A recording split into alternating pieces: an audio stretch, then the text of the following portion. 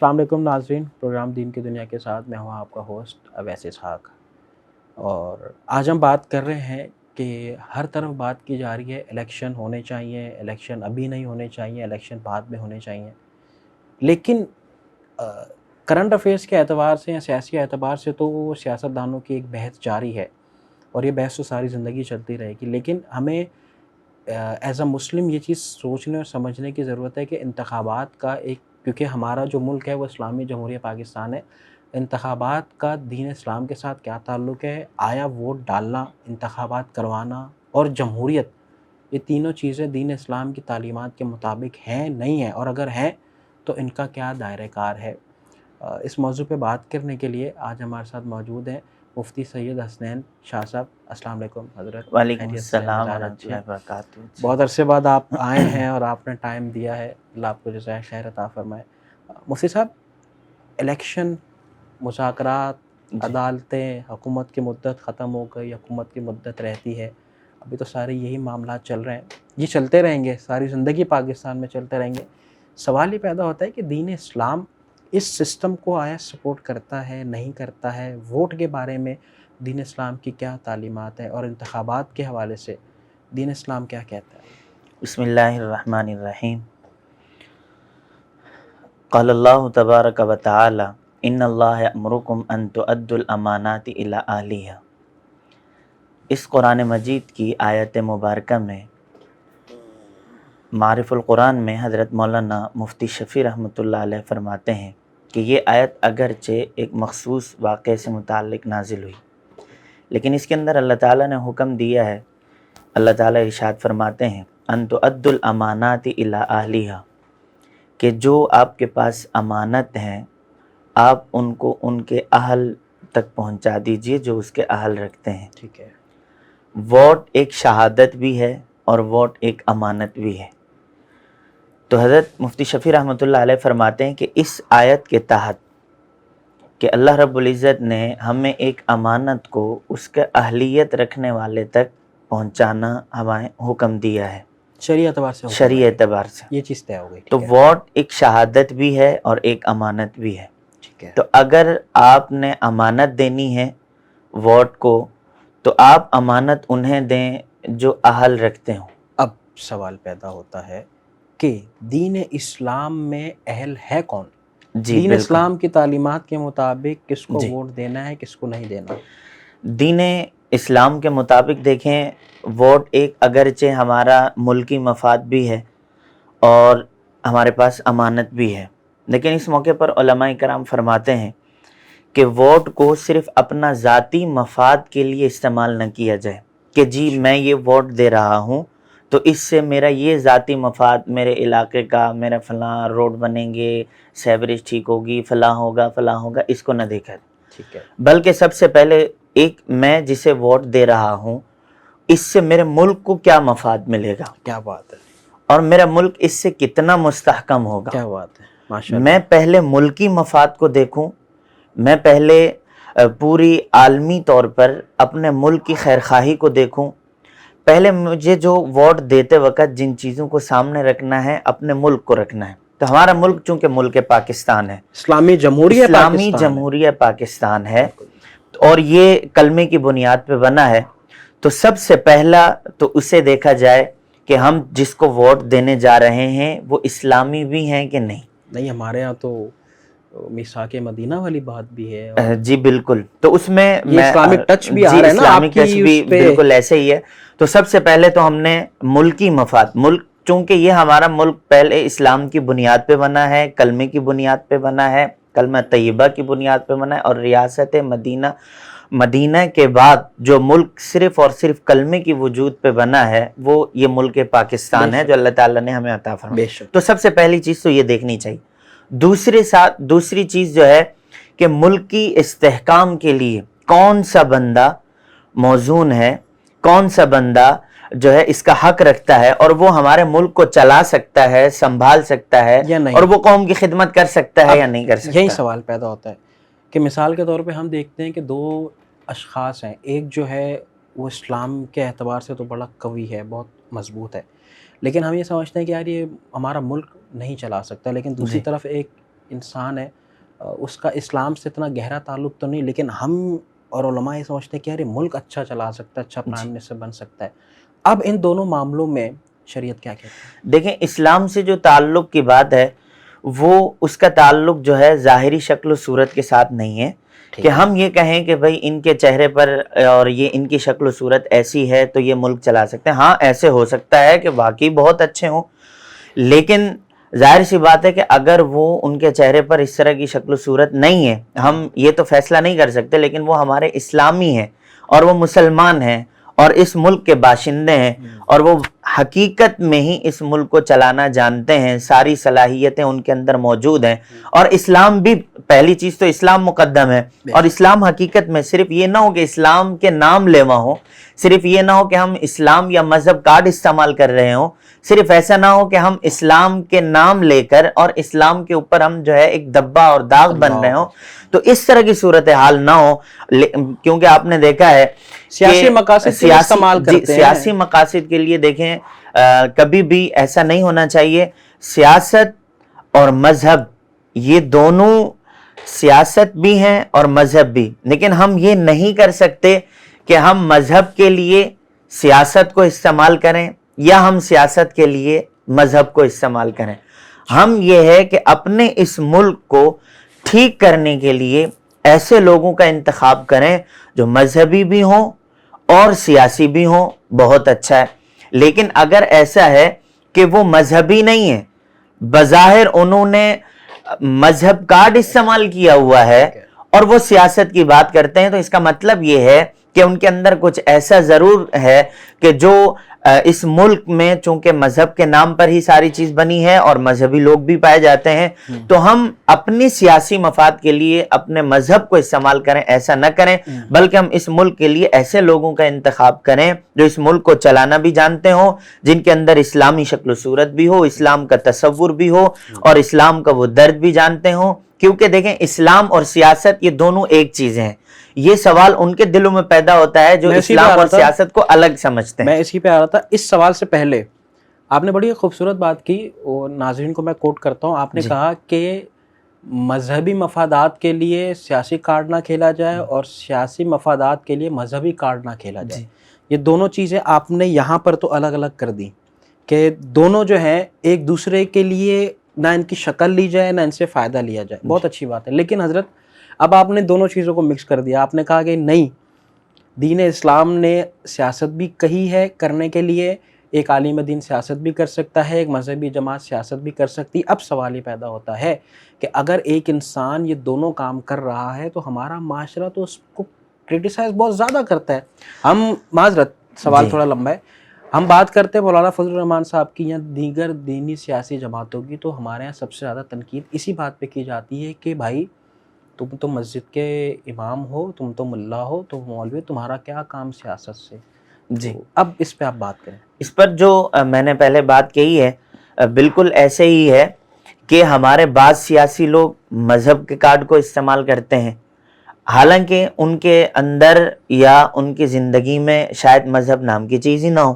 Touch دیتے ہیں معذرت کے ساتھ. بالکل ایسا ہی ہے. تو یہ بالکل غلط ہے. لیکن اگر آپ کو سیاست کرنی ہے تو آپ بالکل سیاست کریں، لیکن یہ ہے کہ آپ اپنی سیاست کے لیے مذہب کارڈ کیوں استعمال کرتے ہیں. ایک بات.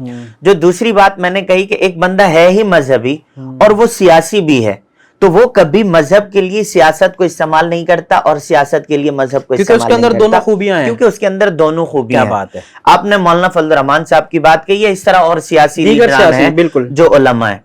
میں یہ بات یہاں عرض کروں گا، شاید یہ سوال ہی پیدا تب ہوتا ہے کہ جب ہمارے نوجوان طبقے میں یہ بات ذہن میں آتی ہے کہ بھئی سیاست اور دین یہ دونوں الگ الگ ہیں، دین یہ الگ ہونا چاہیے اور سیاست یہ الگ ہونا چاہیے. اس سوال کو آئیڈینٹیفائی کریں. ہمارے معذرت ہمارے یہاں نوجوان پلس جو نیا اہل شعور طبقہ ہوتا ہے نا، اس کا یہ بھی سوال ہے، اس کے ذہن میں یہ بھی ایک تشویش ہے، وہ یہ کہ جو ملا ہے نا یا مولوی ہے، اس کا کام صرف مسجد ہے. سیاست، کاروبار یا اس طرح کی چیزیں یہ اس کا کام نہیں ہے. اس کا کام ایریا محدود ہے. صحیح بخاری میں امام بخاری رحمۃ اللہ علیہ نے حدیث لائی ہے. اللہ کے نبی صلی اللہ علیہ وسلم نے ارشاد فرمایا، کانت بنو اسرائیل تسوسہم الانبیاء کلما ہلک نبی خلفہ نبی، بنی اسرائیل کی سیاسی قیادت وہ انبیاء اکرام علیہ الصلوۃ والسلام کیا کرتے تھے، اور جب ایک نبی دنیا سے جاتے تو اللہ رب العزت بنی اسرائیل کی قیادت کے لیے دوسرے نبی کو بھیج دیا کرتے تھے، بے شک، اور جب یہ سلسلہ چلتا تھا تو اب دیکھیں نبی اللہ رب العزت بھیج رہے ہیں تو بنی اسرائیل کی سیاسی قیادت کے لیے، کیا مطلب؟ حالانکہ نبی کا کام کیا ہے کہ اللہ تعالیٰ کے احکامات کو پہنچانا بھی ہے شرعی اعتبار سے، اور وہی نبی جو ہے وہ ملک اور قوم کے لیے ایک سیاسی خدمات بھی انجام دے رہے ہیں، اور اس کے اوپر باقاعدہ حدیث بھی موجود ہے۔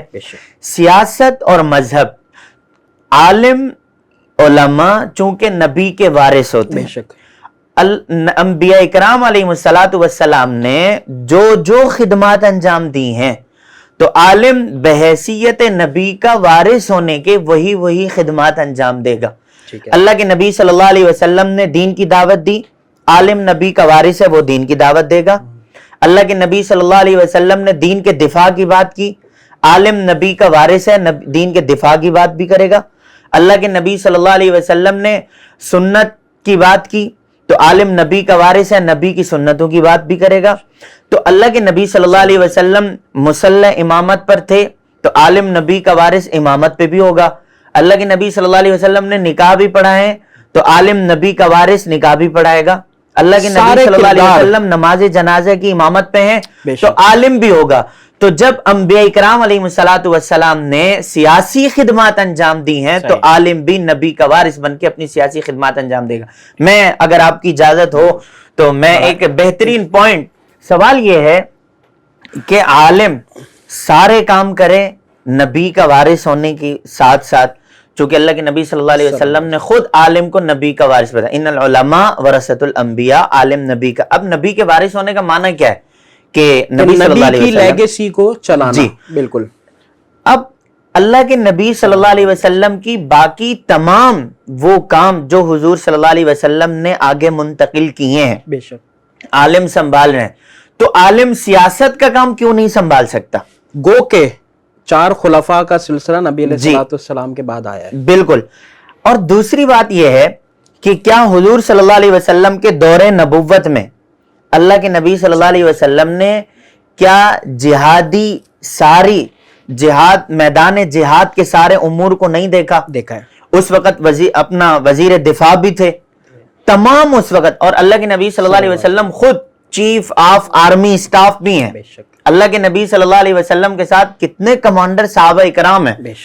تو حضور کی زندگی میں یہ سارے معاملات تھے، وہ ذرائع دفاع بھی تھے، خارجہ بھی تھے، جو خارجی امور کو دیکھا کرتے تھے، جو داخلی امور کو دیکھا کرتے تھے، جو معاشی معاملات کو دیکھا کرتے تھے، جو امت کے سب کی ڈپٹیاں تقسیم تھی۔ تو اللہ کے نبی صلی اللہ علیہ وسلم کے دور نبوت میں جب یہ ساری ذمہ داریاں تھی تو اس وقت سیاست کے لیے کوئی الگ لوگ تو نہیں تھے، یہی صحابہ اکرام تھے، دینی خدمات بھی انجام دے رہے تھے اور سیاسی خدمات بھی انجام دے رہے تھے۔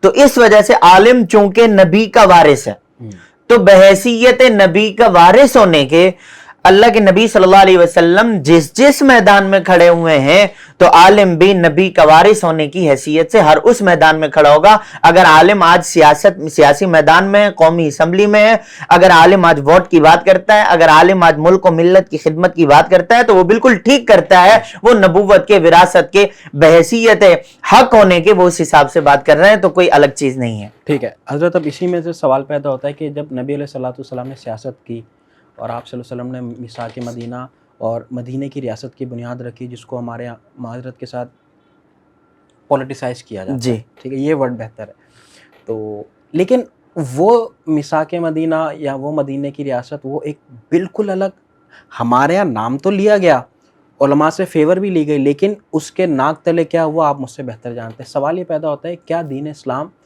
جمہوریت کے سسٹم کو پسند کرتا ہے یا دین اسلام اس وقت کے خلافت کے سسٹم کو پسند کرتا ہے؟ دیکھیں، ہونا تو یہ چاہیے کہ خلافت کا نظام ہو، ٹھیک ہے، دونوں میں فرق۔ اللہ کے نبی صلی اللہ علیہ وسلم نے خود فرمایا کہ جب تک نبوت کا سلسلہ جاری ہے تو سیاسی قیادت انبیاء کے پاس ہے، اس کے بعد جو ہے خلفاء کرام کے پاس ہے۔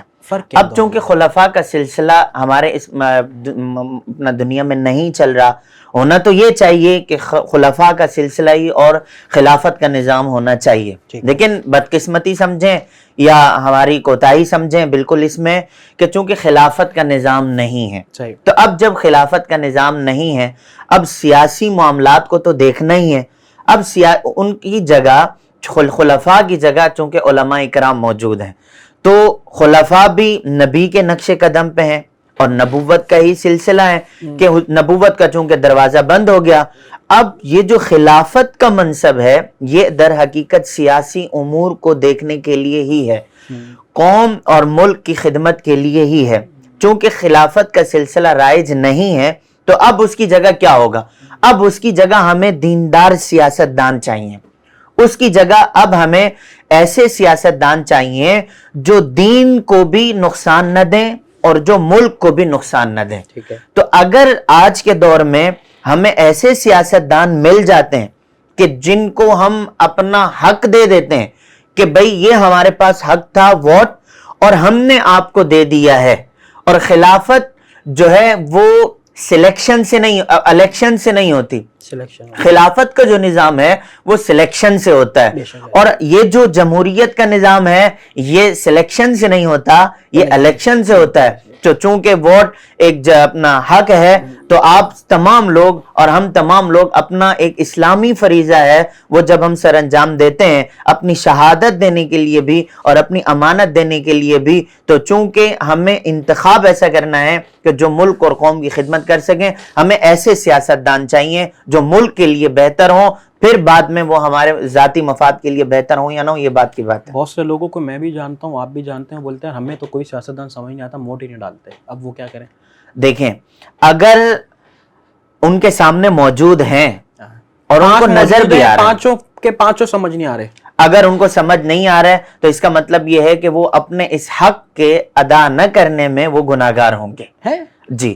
لیکن اگر حقیقت میں موجود ہی نہیں ہے، یہ تو ان کی رائے ہے نا، اگر حقیقت میں موجود ہی نہیں ہے، بالکل ہی نہیں ہے موجود، پھر وہ اپنا ووٹ نہ دیں، گناہگار نہیں ہوں گے، لیکن موجود ہیں بھائی، 5 ہیں مثال کے طور پہ، 5 سیاستدان ہیں، لیکن ایک انسان بولتا ہے ان 5 میں یہ خامیاں ہیں، ہم نے دیکھی ہیں، ہم نے میڈیا سے سنا ہے وغیرہ وغیرہ وغیرہ۔ آپ کو تو پتہ ہے سیاستدانوں کے ساتھ کیا معاملات ہیں۔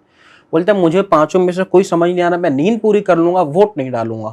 جی، آپ کہہ رہے ہیں وہ گناہگار ہے شرعی اعتبار سے؟ اگر حقیقت میں موجود ہیں کہ جن کو ووٹ دینا چاہیے اور وہ نہیں دے رہا تو گناہگار ہوگا، اور اگر وہ موجود ہی نہیں ہے ایسے افراد تو پھر جو ہے گناہ سے کیسے بچے؟ لیکن اگر غلط بندے کو ووٹ دینے سے اچھا ہے کہ وہ اپنا ووٹ ہی کاسٹ نہ کرے۔ نہیں، پھر آپ نے کہا وہ گناہگار ہوگا، تو یہ تب ہے کہ جب حقیقت میں افراد موجود ہیں۔ نہیں، میرا سوال یہ ہے کہ 5 افراد موجود ہیں جی، لیکن ایک انسان بولتا ہے مجھے 5 میں سے کوئی بھی سمجھ نہیں آ رہا، یہ ایسا 5 تو کے نہیں 5 ہو کرپٹ سکتا، ہے، ایسا تو نہیں ہو سکتا، یا پھر وہ کم کی طرف جائے گا۔ جی دیکھیں ایسا تو نہیں ہو سکتا کہ ملک کے اندر جو ہے ایسے افراد نہ ہو۔ آپ کے سامنے ہے کہ جن سیاستدانوں نے سیاست کی ہے، کس نے ملک اور قوم کے لیے خدمات سر انجام دی ہیں، اور سبھی مطلب جو کر رہے ہیں، ظاہر سی بات ہے ایسا تو نہیں ہے، تو نہ ہونے سے ہونا تو بہتر ہے کہ آپ اپنا ووٹ جو ہے وہ کاسٹ کر دیں۔ لیکن اگر ایسا ہے کہ آپ کے سامنے آپ کو پتہ ہے کہ میرے سامنے یہی راستہ ہے اور اگر میں ایسا کروں گا تو یہ ملک کے لیے نقصان دہ ہے، تو پھر اس صورت میں اچھا ہے کہ آپ اپنا ووٹ کاسٹ ہی نہ کریں، آپ اپنا ووٹ ضائع کرتے ہیں۔ آپ اپنا ووٹ ضائع کرتے ہیں۔ حضرت آخری سوال وہ یہ کہ آپ نے نبی علیہ الصلوۃ والسلام کی سیاست کی بات کی تھی، تو لوگ اس ٹاپک پہ بات نہیں کرتے۔ آپ صلی اللہ علیہ وسلم کی سیرت پہ لوگ معجزات کی بات بھی کرتے ہیں، ہجرت کی بات بھی کرتے ہیں، پھر آپ نے جتنی جنگیں لڑی اس کی بات بھی کی جاتی، لیکن میرا آپ سے سوال یہ ہے کہ نبی علیہ الصلوۃ والسلام کی ایسی کیا سیاست ہے جو تمام انبیاء سے بھی منفرد ہے، اور نبی علیہ الصلوۃ والسلام کو ایسا دنیا کا سب سے بڑا لیڈر بنا دیا جی کہ آج تک جو ہے وہ کیا مسلمان کیا نان مسلم آپ کی ایمانداری کی، آپ کی صداقت کی اور آپ کی لیڈرشپ کی گواہی دیتے ہیں؟ ایسی کون سی سیاست کی ہے ہمارے نبی صلی اللہ علیہ وسلم؟ ہمارے پیغمبر صلی اللہ علیہ وسلم تو دیکھیں امام الانبیاء ہیں، بے شک بے شک، اور ہمارے پیغمبر صلی اللہ علیہ وسلم سید الانبیاء ہیں، بے شک، ہمارے پیغمبر صلی اللہ علیہ وسلم وجہ تخلیق کائنات ہیں، اور ہمارے نبی صلی اللہ علیہ وسلم کی وجہ سے ہی سارے انبیاء کو نبوت بے ملی ہے۔ شک بے شک، حضور صلی اللہ علیہ وسلم مرکز نبوت ہیں، بے شک، اور باقی انبیاء اکرام علیہ الصلوۃ والسلام نے اپنی خدمات انجام دی ہیں، لیکن ان تمام انبیاء میں حضور صلی اللہ علیہ وسلم کی جو نبوت ہے وہ عالمی ہے. حضور صلی اللہ علیہ وسلم کی جو نبوت ہے وہ سارے جہانوں کے لیے ہے، اور حضور صلی اللہ علیہ وسلم کی جو نبوت ہے وہ سراپا نور ہی نور ہے. اور اللہ کے نبی کی نبوت جب ایسی ہے تو حضور صلی اللہ علیہ وسلم کی جو قیادت ہے وہ پوری دنیا کے لیے ہی بطور مثال، بطور رہبر اور بطور رہنما کی ہے. اللہ کے نبی صلی اللہ علیہ وسلم نے جتنی بھی خدمات انجام دی ہیں، حضور صلی اللہ علیہ وسلم نے اپنے دور نبوت میں ہر کسی کو حق دیا ہے. اللہ کے نبی صلی اللہ علیہ وسلم نے یتیم کی بات بھی کی ہے، مسکین کی بات بھی کی ہے، فقراء کی بات بھی کی ہے، غریبوں کی بات بھی کی ہے، مظلوم کی بات بھی کی ہے، ظالم کی بات بھی کی ہے.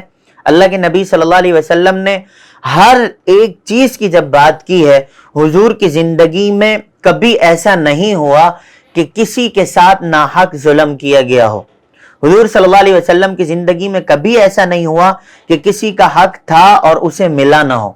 اللہ کے نبی نے اپنی ساری زندگی ایسے گزاری ہے کہ وہ باقی سارے انبیاء کرام علیہ الصلوۃ والسلام کی خدمات کو بحیثیت لیڈر اور حضور صلی اللہ علیہ وسلم کی خدمات کو ایسے دیکھا جاتا ہے کہ باقی انبیاء کرام علیہ الصلوۃ والسلام نے بھی خدمات کی ہیں، لیکن اللہ کے نبی کی جو نبوت اور حضور کی خدمت کی جو بات ہے وہ ایسی ہے کہ سارے انبیاء کے لیے اور سارے جہانوں کے لیے تھی. اور حضور صلی اللہ علیہ وسلم نے جتنی بھی خدمات انجام دی ہیں، دیکھیں کبھی ایسا نہیں ہوا کہ اللہ کے نبی صلی اللہ علیہ وسلم کے دور میں کسی مقروض کو اس کا حق نہ ملا ہو، کسی نے ظلم کیا اور اس کو سزا نہ ملی ہو، اور کبھی ایسا نہیں ہوا کہ کسی نے چوری کی ہو اور اس کو چوری کی سزا نہ ملی ہو.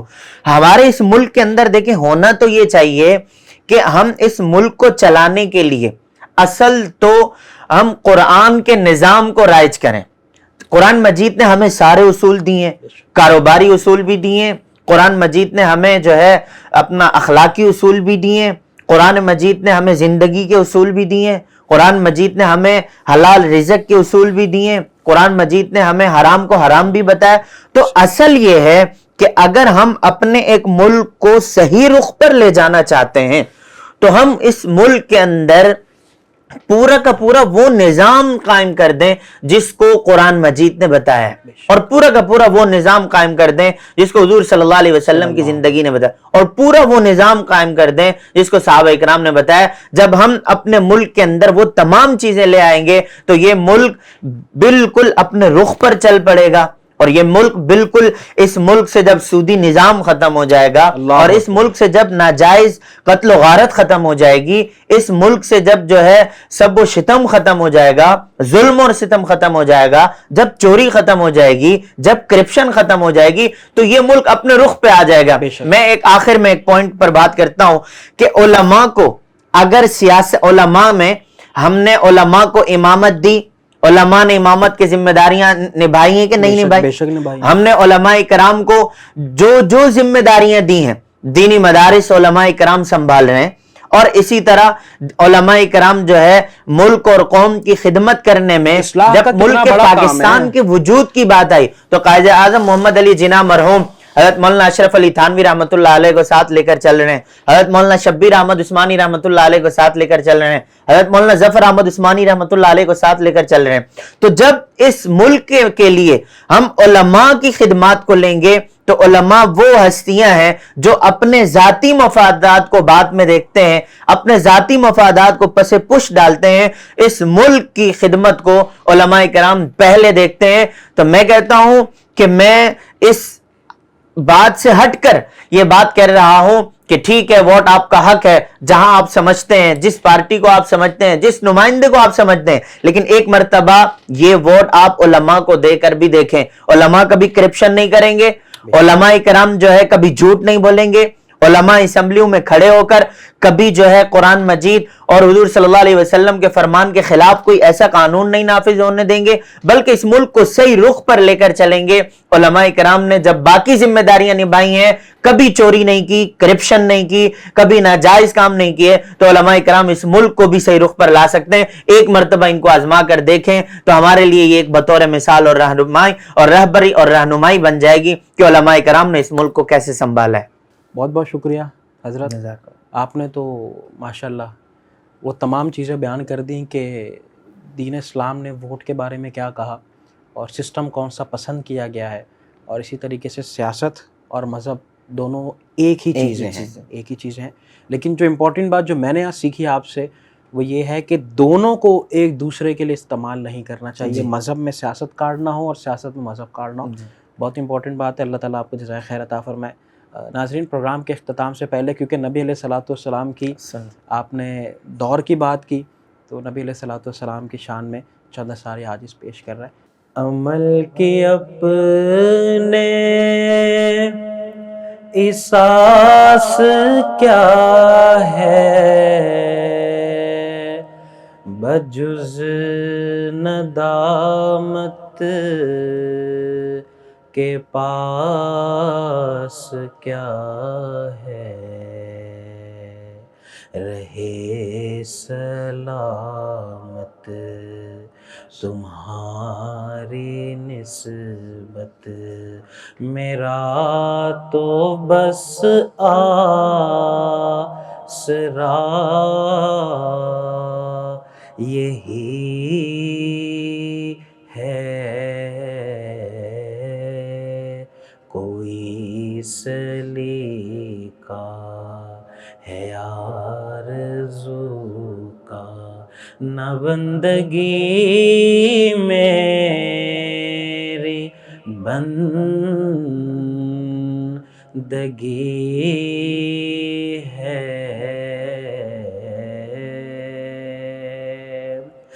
بشیر کہیے نذیر کہیے،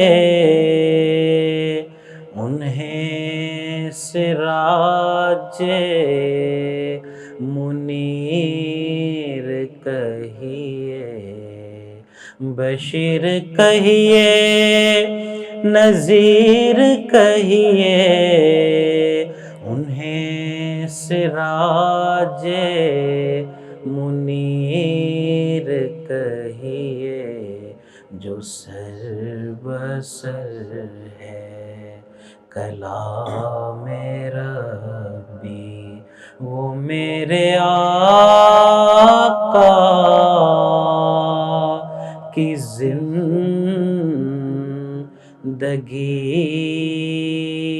ہے، یہ سب تمہارا کرم ہے آقا، کہ بات اب تک بنی ہوئی ہے۔ اسی کے ساتھ ناظرین اپنے میزبان اویس اسحاق کو دیجیے اجازت، انشاءاللہ آپ سے ملاقات ہوتی ہے نیکسٹ ویک۔ اللہ حافظ۔ تازہ ترین خبریں، تحقیقاتی رپورٹس اور اسٹاک مارکیٹ کے حالات، کھیلوں کی خبریں، شوبز اور سوشل میڈیا ٹرینڈز، صرف ایک کلک کی دوری پر۔ MM نیوز کی اپلیکیشن ڈاؤن لوڈ کریں اور باخبر رہیں۔